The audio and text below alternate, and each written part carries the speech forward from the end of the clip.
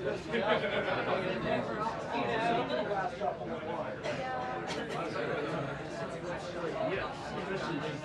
especially and New York City right now. Yeah, you're good. Yeah, we got a lot of mentally ill people in New York City.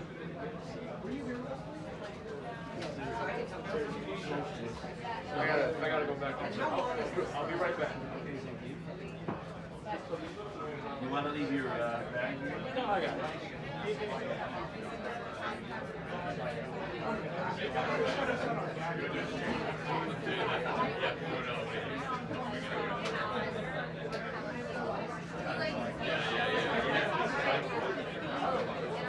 just asked her. I was like, I have no idea. Let me see if I can figure out how to do it.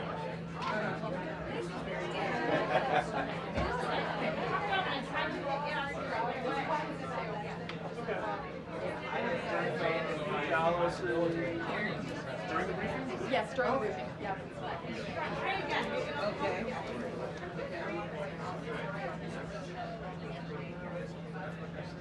In 15 minutes total.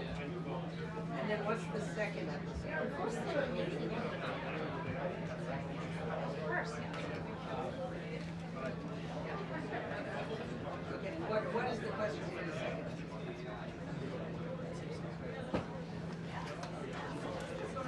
Okay. Okay. Okay. Sure.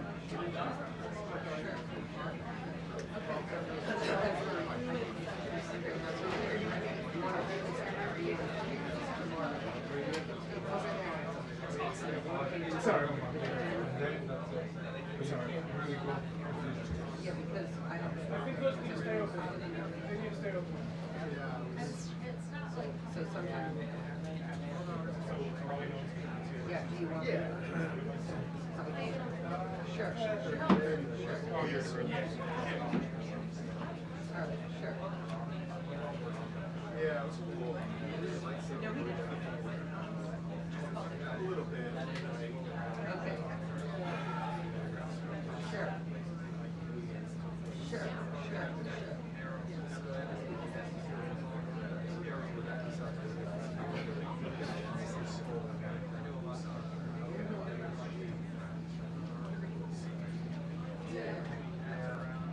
Okay.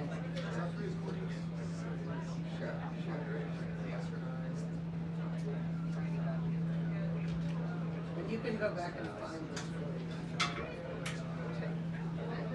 I'm sure it wasn't in this, but I don't know. Yeah. But, you know.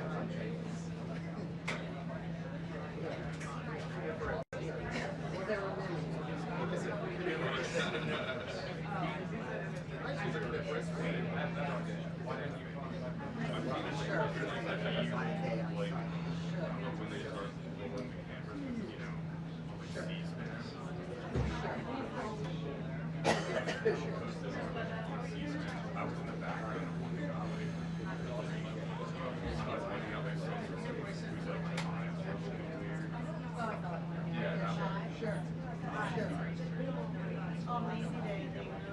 Sure. Sure. Sure. No problem. No.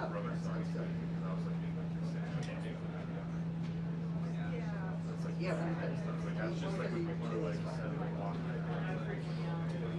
okay, thank you so much.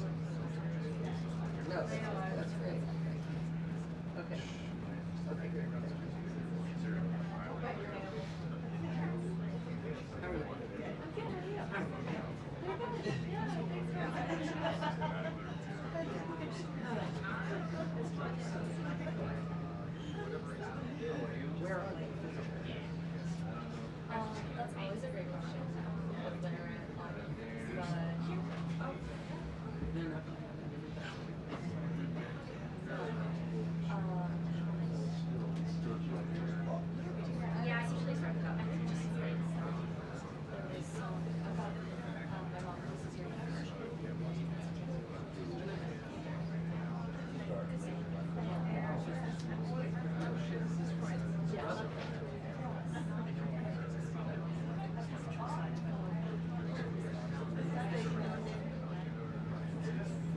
she is one sister.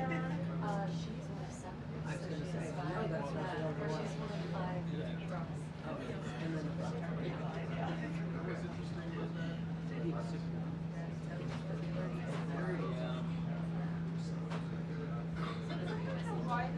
But that's all. That's it. One of the wranglers.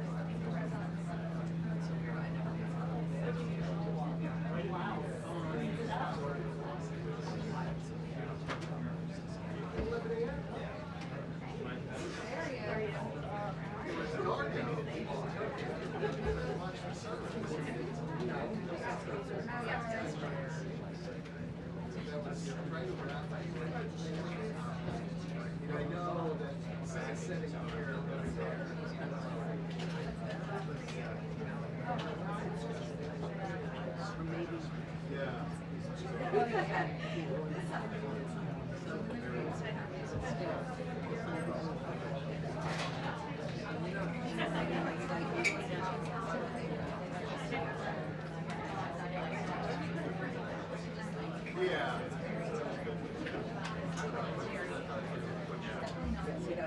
And also,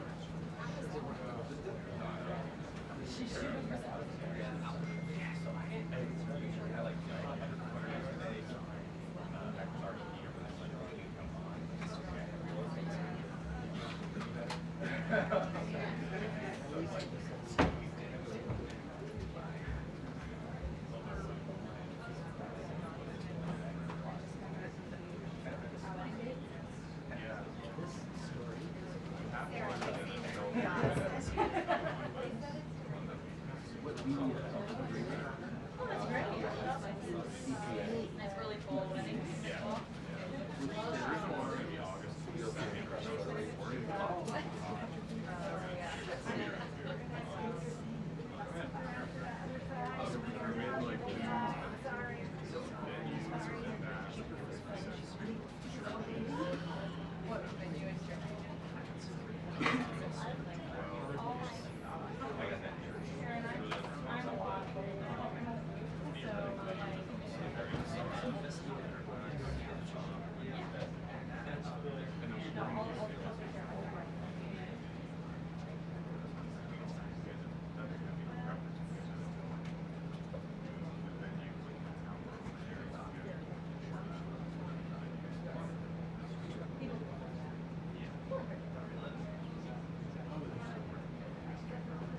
Also, if it's during a meeting, it's kind of across the street. I don't know. Like, and actually, just sitting close to each other.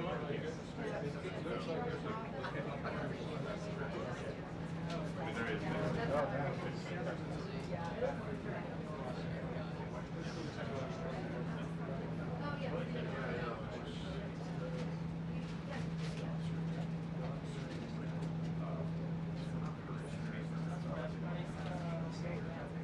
they allow that.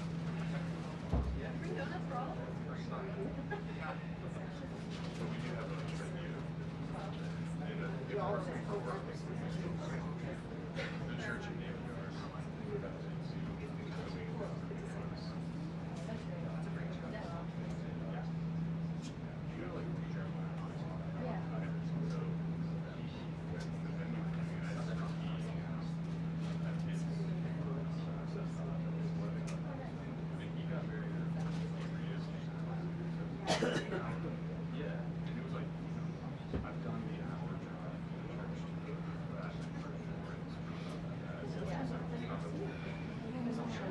Yeah, but kind of take it.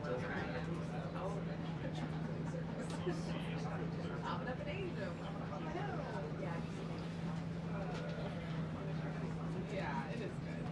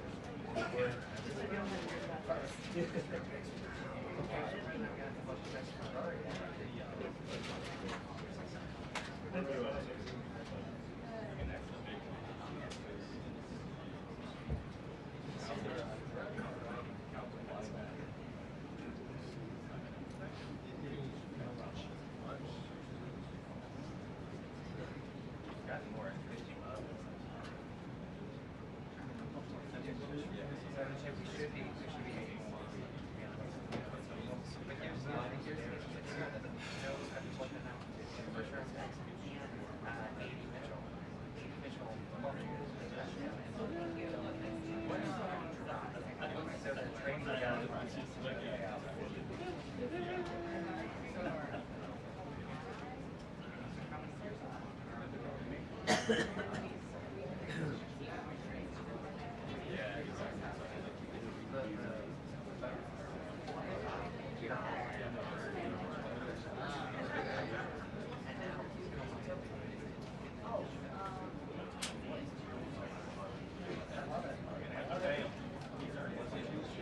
used to be on the broadcast side.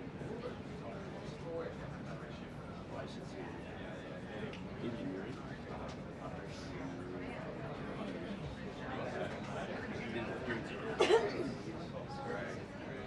which I prefer.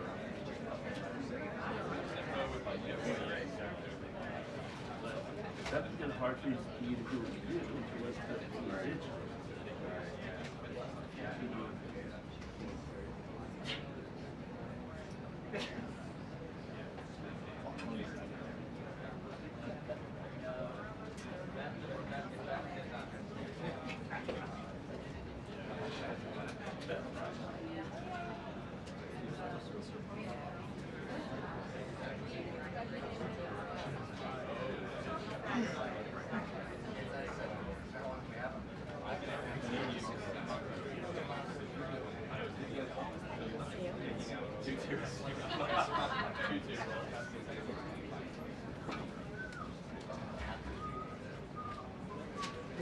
Patrick, question? What?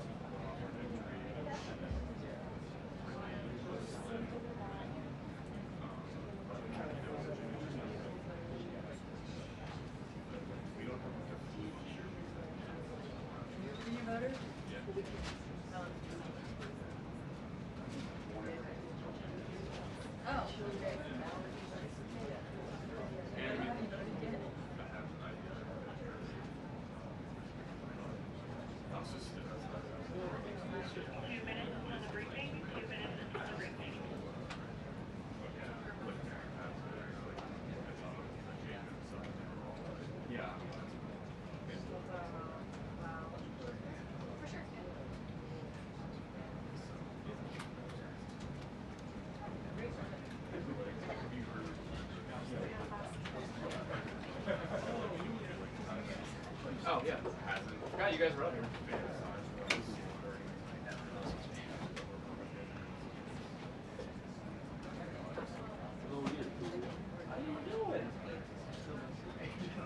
Yeah, there was a debate about the door. There was a debate about the door. Something about the temperature.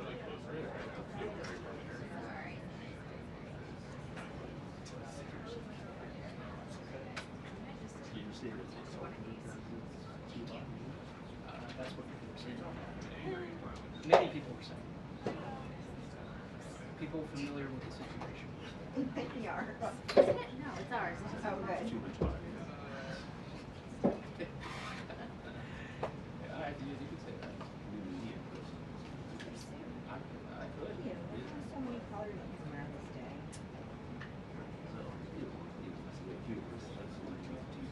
Oh, absolutely. Oh, I'm all for it.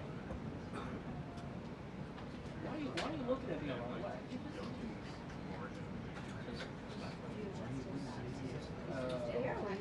A lot. A lot. E-L-A. I think, right? That's what it's like. It's a lot. Yeah, a lot. Means God forever. Means what? God forever. I don't have a problem with that. Yeah, July. The month. Okay. But it sounds nice. At least it's not like Pepe or Pablo. Let's switch it up. Jose. Jose, yeah. Hey, good to see you. Nothing wrong with that. It's just. Or Jorge Ventura. Yeah. First and last.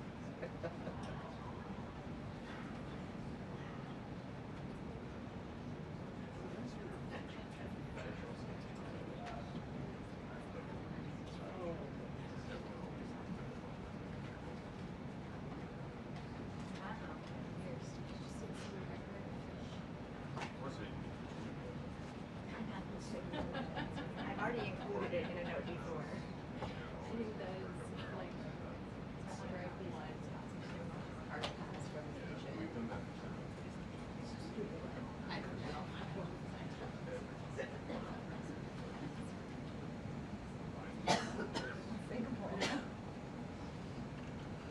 I actually did mention Good afternoon, everybody. Nice to see you on this beautiful fall afternoon. We are now on day 35 of the Democrat government shutdown. The Democrats' obstructionism will break the record for the longest government shutdown in American history tonight. The Democrats are intentionally hurting American families, workers, and businesses with this shutdown to fight for free health care for illegal aliens and to appease their radical left-wing base. And it's a total disgrace. This past weekend, Americans traveling to weddings, funerals, vacations, and meetings faced significant flight disruptions at airports across the country because of staffing shortages. On Sunday alone, more than 5,000 flights traveling to and from U.S. airports were delayed. Since the Democrat shutdown began, 4 times as many staffing shortages have been reported at air traffic control facilities compared to last year. TSA checkpoint wait times ballooned past 3 hours at Houston's George Bush Intercontinental Airport, with some passengers enduring up to 5 hours in line. At nearby William P. Hobby Airport in Texas, security wait times are routinely exceeding 1 hour. More than 13,000 air traffic controllers are continuing to work without pay. Because of the Democrats, these men and women who keep our airspace safe and moving will miss a second paycheck in a row this Friday if Democrats refuse to open the government. Let me be clear to our incredible air traffic controllers across the country. President Trump and Republicans want you to get your paychecks. They want you to be paid. Please call on your Democrat senators and tell them to side with President Trump and Republicans to vote to reopen the government. Our nation's 4 largest airlines, United, Delta, American, and Southwest, have now all endorsed the Republican, nonpartisan, clean funding bill to end the government shutdown. Major unions, collectively representing tens of thousands of pilots, have also joined the airlines in calling on Democrats to pass the clean, nonpartisan CR. The travel industry is also imploring Democrats to end the shutdown and reopen the government. Nearly 500 companies and groups in the travel business, including casinos, hotels, and convention bureaus, signed a public letter warning that America's travel economy has already lost $4 billion due to this Democrat shutdown, and they have called for the Republican CR to be passed, saying Americans expect and deserve a fully functioning federal government during the peak holiday travel season. Never before have we seen private industry and union leadership so unified on the same issue, rallying behind Republicans in such a vocal way. The Democrats have completely lost the plot. They are endangering the safety, prosperity, and livelihoods of millions of Americans. It's well past time Democrats do what they did 13 times under Joe Biden and pass the clean funding bill extension. All we need are 5 Democrat senators to put country over party and vote to end this reckless shutdown. In other news, tomorrow will mark the 1-year anniversary of President Trump's historic election victory, where he won nearly 80 million votes, the popular vote, in all 7 swing states. This was the ultimate poll on November 5th. The president secured a mandate to make America great again, and he has delivered in record time. Never before have we had a president who has kept their promises like President Trump has. I'd like to go over a few of those with you. In less than 10 short months, President Trump signed the largest middle-class tax cut in history, including no tax on tips, overtime, and Social Security to put more money back into the pockets of the American people. The president ended the southern border invasion of the Biden administration, made our border the most secure in history, and he is carrying out the largest mass deportation campaign of illegal aliens in our nation's history to protect our homeland, just as promised. President Trump has aggressively taken on drug cartels by declaring them as foreign terrorist organizations and even blowing up narco-terrorists who have tried to poison the American people with fentanyl and other illegal narcotics. President Trump defeated the Biden inflation crisis, and he continues to implement a pro-growth, America First economic agenda to make America affordable again, and we are seeing the results of that every day. Inflation has remained low and steady, averaging just 2.5% compared to the painful average of 5% under Biden, and we know it was historically higher than that for most of President Biden's term. Meanwhile, real private sector wages are on track to rise by almost $1,500 since President Trump took office, a significant change to the Biden years where private sector wages declined and were being wiped out by inflation. President Trump has ended the reckless war on American energy and unleashed energy dominance, with gas prices now plummeting to their lowest average levels in more than 4 years. President Trump implemented powerful tariffs to rebalance America's trade deals, protect American workers, and returning our country to be a manufacturing superpower once again. As a result, the president has secured trillions and trillions of dollars in private and foreign investments into the United States, which are creating high-paying jobs for the greatest workforce in the world. The president has restored America's place as the leader of the free world through his unwavering peace through strength foreign policy that has already ended 8 wars and counting. And the president ended illegal DEI initiatives in our federal government and is returning our country to a merit-based society based on common sense. President Trump protected opportunities for women and girls to compete safely and fairly by continuing to keep men out of women's sports. Americans have a president who works tirelessly, literally 24/7, to improve their lives and make our country better than it has ever been before. So with that, today we will open it up to questions, and we will start with our independent journalist in our new media seat, Julio Rosas. Julio, please start. Thank you. Thanks, Caroline. So over the weekend in Mexico, a mayor in Michoacan, Carlos Manso, he was assassinated while celebrating Dia de Muertos with his family. His assassination has sparked a lot of outrage. A lot of Mexicans are very upset. They're blaming President Claudia Sheinbaum for not taking the cartel threat seriously enough.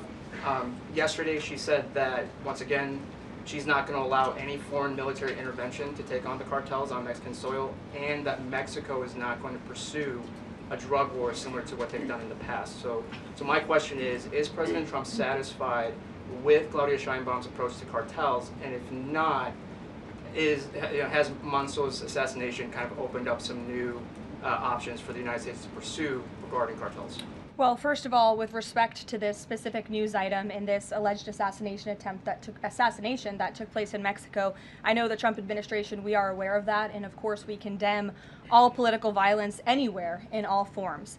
As for Claudia Sheinbaum and the president's relationship with her, I think he has a lot of respect for her as president of Mexico, and he also really appreciates the coordination that she has provided to the Trump administration. I can't speak for her and what she's doing internally in her country. I can speak for the president in saying we are continually pushing Mexico to do more to tackle the drug trafficking and the drug cartels within their country, and we are working with them in any way that we can. And the president has obviously used the full range of executive options in his authorities to crack down on drug trafficking at our southern border and to designate these cartels as foreign terrorist organizations and additional actions as well.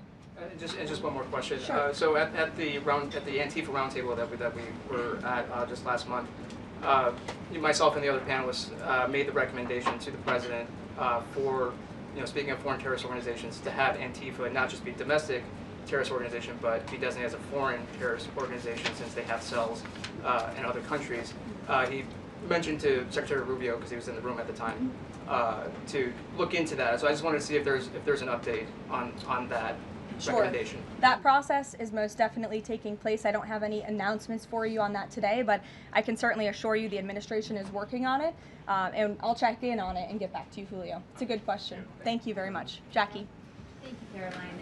Zohran Mamdani blamed the president for bomb threats and intimidation at polling locations. He said, quote, part of the general approach of the Trump administration has taken to intimidate voters with baseless allegations of voter fraud as a means of trying to repress the voice of Americans across this country. I want to give you a chance to respond to that. Yeah, I saw those comments from Mamdani. I think they are completely irresponsible, and they are based on zero evidence. And I think this is just another example of how the Democrat Party unfortunately stands for nothing. All they stand against is President Donald Trump. And I think it's quite sad to see that we have someone at the top of the ticket on an election day today saying such things about the president when he obviously had absolutely nothing to do with those threats. And on the shutdown, Democrats have been pretty quiet about the president's push for the nuclear option, terminating the filibuster.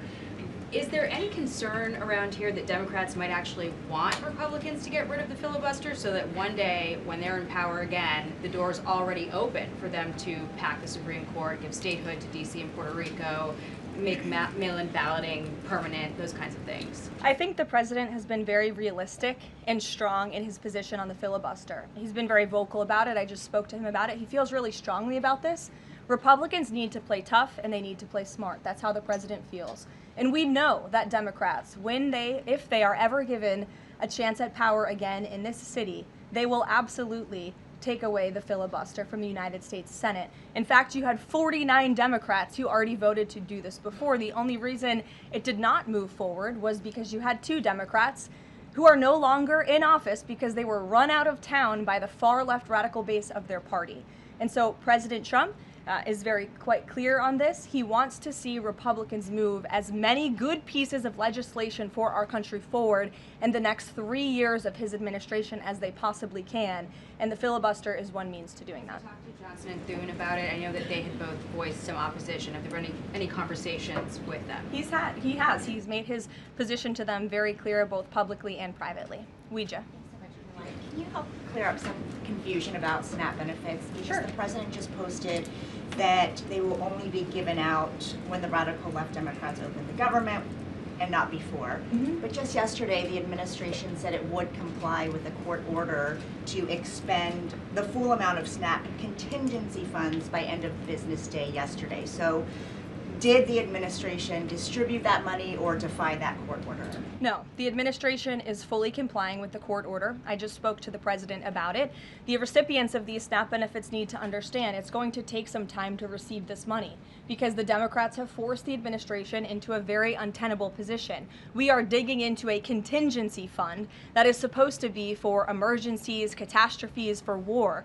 And the president does not want to have to tap into this fund in the future, and that's what he was referring to in his Truth Social post. So the Department of Agriculture, as for the latest SNAP payment in the judge's order, put out guidance to states today on how to get that money to the recipients of SNAP.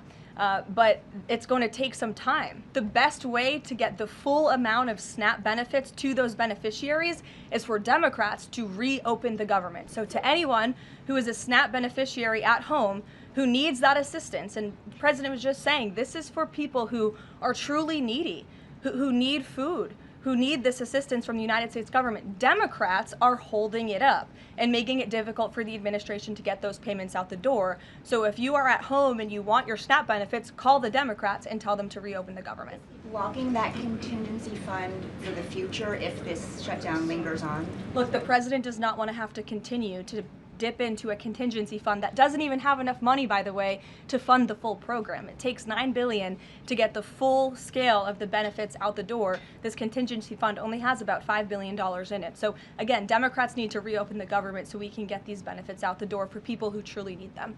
Kate. Thanks.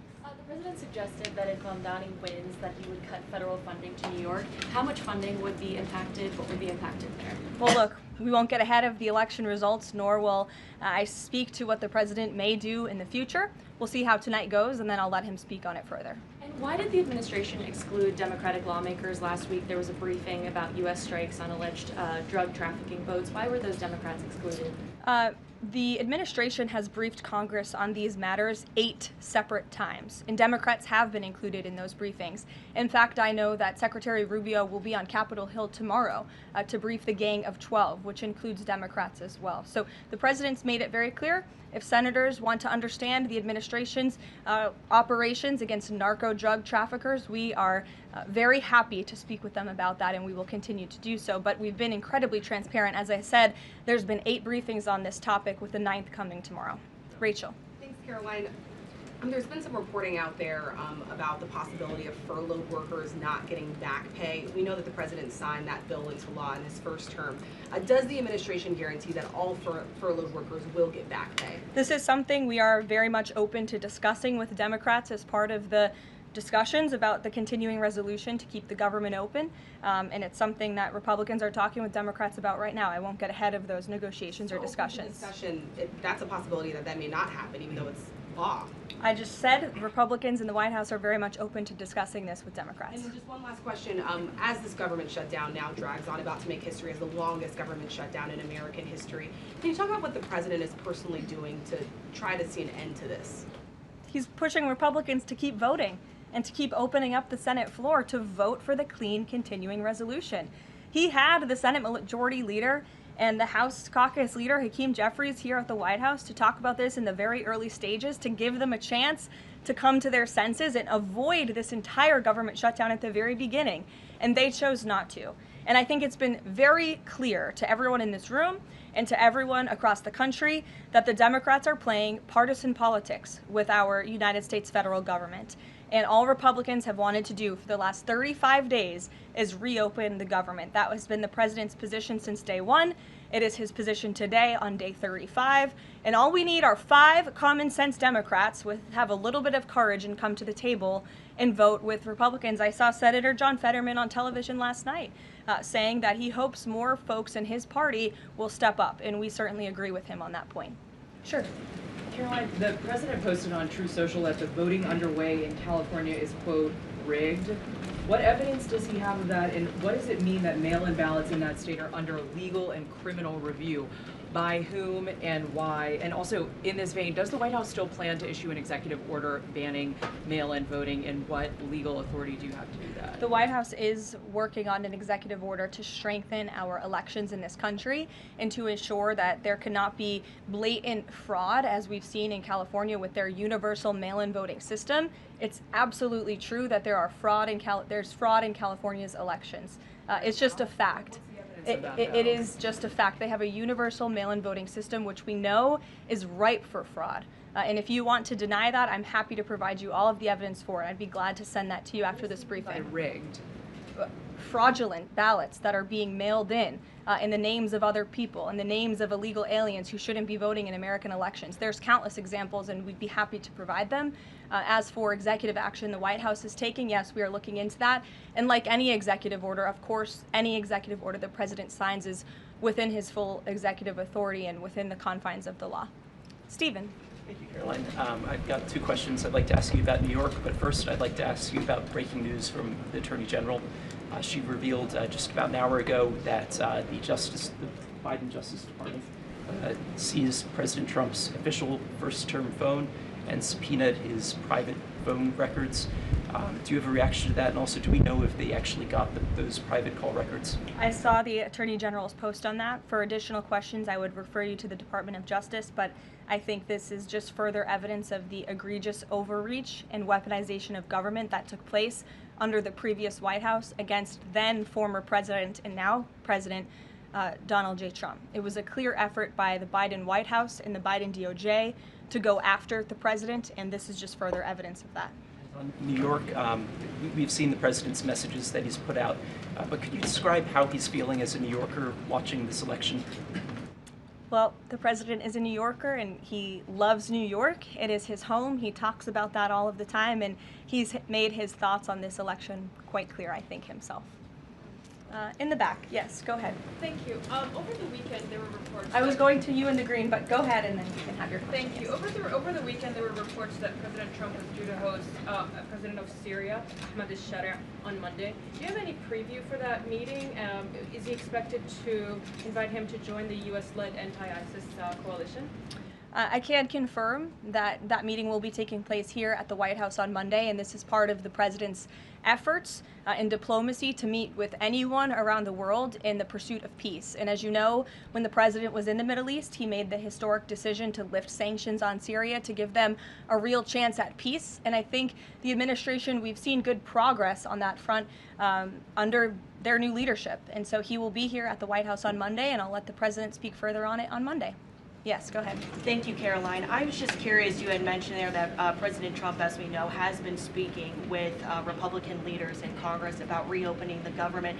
Is he involved in any other negotiations, and is he prepared to sign something if a deal does come out by the end of this week? On top of that, with SNAP benefits, does he have any authorities or considering any authority there to release more funds to help people who are desperately needing these benefits? So look, I think I've already answered the question on SNAP. We're complying with the court's order, and we're getting that partial payment out the door as much as we can and as quickly as we can, but it's going to take some time because, again, this is a prorated payment that we're tapping into a contingency fund for. The best way to get those payments out the door is for Democrats to reopen the government. But yes, the president is in constant communication with his friends on Capitol Hill. They know, they call, he answers, he picks up the phone. He's a very transparent president in that way. And as soon as the Democrats pass the clean continuing resolution, President Trump will be here to sign it. Michael. Thank you, Caroline. President Trump has threatened to go into Nigeria guns ablazing if Nigeria's government does not stop the killing of Christians in that country. Has the White House heard back from Nigeria's government on this threat? As the president stated, Michael, if the Nigerian government continues to allow the killing of Christians, the United States will immediately stop all aid and assistance to Nigeria and may take action to wipe out the Islamic terrorists who are committing these horrible atrocities, especially against innocent women and children. I don't have any further announcements on that for you today, but I can assure you the President of the United States is watching this situation unfold very closely, as is our Secretary of State, Marco Rubio. Karoline, President Trump has endorsed Andrew Cuomo in New York City's mayoral race. He has not by name endorsed Winsome Sears in Virginia's gubernatorial race. Why is that? Look, as you know from this podium, I'm quite limited in what I can say with regards to ongoing political elections. I think the president has spoken for himself and what he wants to see take place in these elections today. Lalit. Thank you. I would like to ask you about India-US citizenship. What is President's thoughts on the future of India-US citizenship? I'm sorry, Lalit, can you repeat that? What is President's thoughts on future of India-US relationship? I think he feels very positive and strongly about it. As you know, he recently, a few weeks back, spoke to Prime Minister directly when he celebrated in the Oval Office Diwali with many high-ranking Indian American officials here at the White House. We have a great U.S. ambassador to India in Mr. Sergio Gore, who will represent our country very well. And the president and his trade team continue to be in very serious discussions with India with respect to that topic. So I know the president has great respect for Prime Minister Modi, and they speak pretty frequently. Thank you. Hi, yes. The air traffic controller crisis ongoing. Secretary Duffy said he will now start to cancel and ground flights next week to maintain safety. Should people fly next week given this new information, and is the administration encouraging people to stop flying altogether and look at alternative transportation modes? The administration is encouraging Democrats to reopen the federal government so this chaos and disruption to our air traffic control system in the United States of America stops.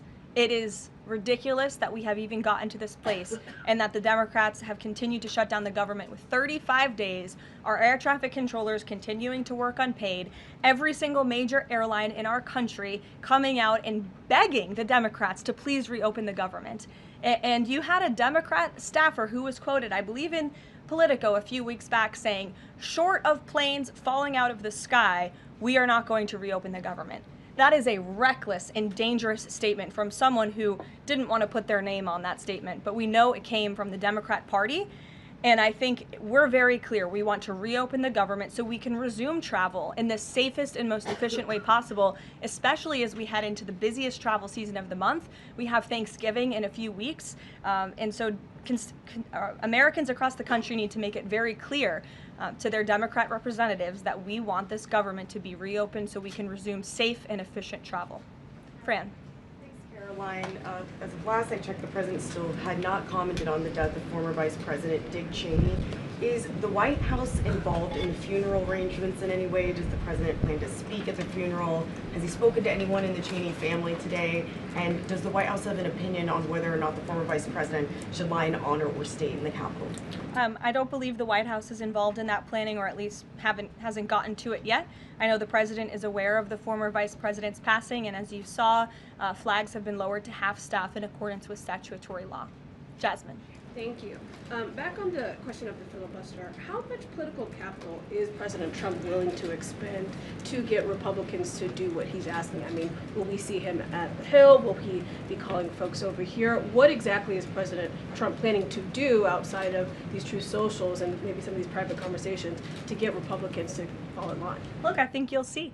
I think you'll see the president continue to engage very strongly and consistently with his friends on Capitol Hill. I don't have any meetings to read out for you at this time, but I think you should stay tuned and keep your eyes on Truth Social on this matter. The president's making his position on it quite clear. And again, he is right. Republicans need to play tough. We know that this is what the Democrats will do if they are ever given the keys to power again. And he wants to pass as many good pieces of legislation as we possibly can for our country and for our people. That includes election integrity reforms. It includes additional tax policy. It includes fixing our immigration system further in ways that only Congress can. And the president fears with a Democrat Party that is so radical and opposes everything he does and everything he says, this is the only option for Republicans to move forward. Karen. Question. President Trump said to CBS in the 60 Minutes interview that he did not know the Binance founder, which he pardoned. What exactly did he mean for that? I know it caused. He means he does not know him personally. He means he does not have a personal relationship with this individual. And when it comes to pardons, the White House takes them with the utmost seriousness, and the president understands the responsibility that he has as president to issue clemency and issue pardons to individuals who are seeking that. That's why we have a very thorough review process here that moves with the Department of Justice and the White House counsel's office. There's a whole team of qualified lawyers who look at every single pardon request that ultimately make their way up to the President of the United States. He's the ultimate final decision maker. And he was very clear when he came into office that he was most interested in looking at pardoning individuals who were abused and used by the Biden Department of Justice and were over-prosecuted by a weaponized DOJ. And the individual you're referring to, that was certainly the case. Even the judge in his case said that the sentencing that the Biden administration was asking for was egregious and went too far. And so the president is correcting that wrong, and he has officially ended the Biden administration's war on the cryptocurrency industry, and I think that's the message he sent with this pardon. Karen, yes. Back on the issue of back pay for furloughed workers, you said that the White House is open to discussing that with Democrats, but what would that discussion even be? There was a law, the president signed it in 2019. What could a discussion look like? Why is that even open for discussion? Look, Karen, as I said, Republicans are talking about that with Democrats right now, and I don't want to get in the middle of those sensitive conversations. But as we've complied with the SNAP order, the White House, the administration is always going to comply with the laws. We're always going to comply with the ruling of judges across the country. But the Republicans are discussing this matter with Democrats right now. Why would there even be a consideration of not paying those workers, though, Karoline? News Nation. Big day in the Supreme Court tomorrow with President Trump's tariff policy facing a legal challenge. What's at stake with that case? And if the Supreme Court rules against the Trump administration, what is Plan B for trade policy? I'll tell you, the White House is always preparing for Plan B. It would be imprudent of the president's advisors not to prepare for such a situation. With that said, we are 100% confident in the president and his team's legal argument in the merits of the law in this case, and we remain optimistic that the Supreme Court is going to do the right thing. The importance of this case cannot be overstated. The president must have the emergency authority to utilize tariffs. Look at what President Trump has been able to do with the leverage and the power of tariffs. He's been able to sign peace deals all over the world and end global conflicts and literally save lives. He's been able to bring in trillions of dollars of investments into our country. In fact, this year alone, we are going to cut the deficit by $600 billion, namely because of the president's effective use of tariffs. And the president strongly believes that economic security is a matter of national security, and tariffs have a lot to do with that. And this case is not just about President Trump. It's about the use of this emergency authorization for tariffs for future presidents and administrations to come, and we're confident and hopeful that the Supreme Court will do the right thing. Kristen. Why did President Trump get an MRI during his recent visit to Wall Street? Look, as President Trump said, he would inquire with the physicians. I'll check back on that. But as the physical itself stated, Kristen, and as you all know, because you are all witness to it, every single day the president is in optimal physical health. This was a follow-up appointment, and we provided a detailed readout of that physical. I'm happy to give it to you again, and I can inquire further. With all due respect, an MRI is a very specific procedure. It's done on a part of the body looking for something specific, so it's not generally part of any kind of routine checkup. And in addition, President Trump has said that he wants to be transparent. He told us to ask the doctors, which we have and have not heard back. Why don't we have more information on this? As I said, I'll check back for you. Go ahead. Karen, can you update us on the mediation efforts this administration is leading in Sudan, trying to achieve a ceasefire there? Sure, yes. The United States is actively engaged in efforts to bring about a peaceful resolution to the terrible conflict in Sudan.